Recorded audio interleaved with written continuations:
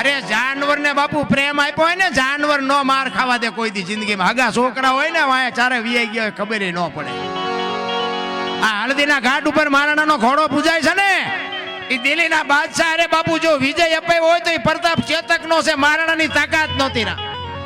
ઈ જેટલા ઘા પડ્યા ને એ બધા ચેતકે ખાધા બાપુ. મહારાણા પ્રતાપ ને એક તલવારની પીસી નથી અડવા દીધી. બાપુ કેવું જાનવર છે વિચાર તો કરો.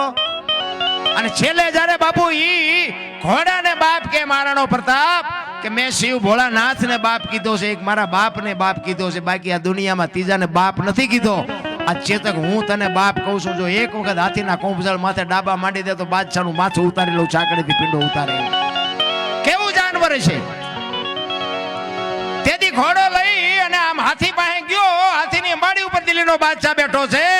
અને તેથી મહારાણો કહે છે કે બાદશાહ ઉતર હેઠો અને ઉપાડ તલવાર. જો આપને ધરતીના કડા ભેળા ન કરી દઉં તો હું ઘરાણીના પેટે પાણો પીડ્યો કહેવાય. તેથી વગર ડાકલે પીડ્યો બાપુ બાદશાહ ધ્રુજવા. એ કે મારો બેટો હમણાં અહીંયા આવશે.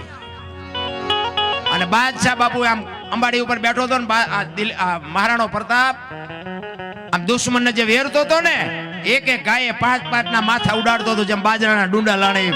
તેથી દિલ્હીનો બાદશાહ વખાણ કરતો હતો કે વાહ દરબાર વાહ, તારી જનતાને ધન્યવાદ દેવો પડે.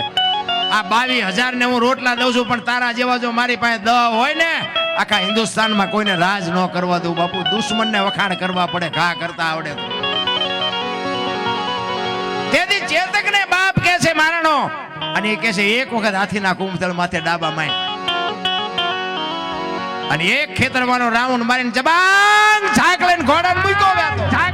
અને તેથી પેગડા ઉપર પગ છાડીને ઊભો થઈ ગયો ને હાથમાં ખુલ્લી તલવાર અને વંટોળિયો જાય એમ ઘોડો ગયો ને હાથીના કુંભતળ માથે ડાબા માંડ્યા ને એક ઝાટકો માર્યો ને હાથીના 2 ભાગ કરી નાખ્યા. કોની પાસે વાતો કરી? એની હારે એક તોગાજી હતા ને, તોગાજી. અમે અહીંયા મેવાડમાં ગયા, મેવાડમાં. અને એ મહારાણા પ્રતાપનો જ્યાં અહીંયા મેલ ને એ બધું છે ને, અહીંયા તોગાજીની તલવાર હતી ને, તલવાર આમ ટીંગાડી છે. હું માનું ત્યાં સુધી 2.5 મણની છે. એ તોગાજીની તલવાર છે ને, આમ અહીંયા છે ને, અહીંયા એક કોઈક ચારણ નીકળ્યા છે, કોઈ ગઢવી. કારણ કે ગઢવીના માલિકોથી કંઈક વાતું નીકળે. એ આમ તોગાજીની તલવાર એવું લખેલું હતું. પછી હેઠે ગઢવીએ બાપુ એક સાખી લખી.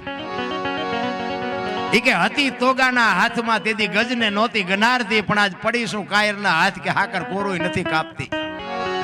તોગાના હાથમાં જેથી હતી ને તેથી હાથીને હું નહોતી હારતી. હાથી માથે જો ઘા કરે તો હાથીના 2 ભાગ કરી દઉં, પણ અત્યારે રાકા કોઈ ઉપાડે એવા જ નથી, હાકર કોરોય નથી કાપી શકતી. चैनल को सब्सक्राइब करो पहले, हाँ जल्दी करो. मुझे पता है कि आप लोग नहीं करते हो, वीडियो देखते हो लेकिन सब्सक्राइब नहीं करते.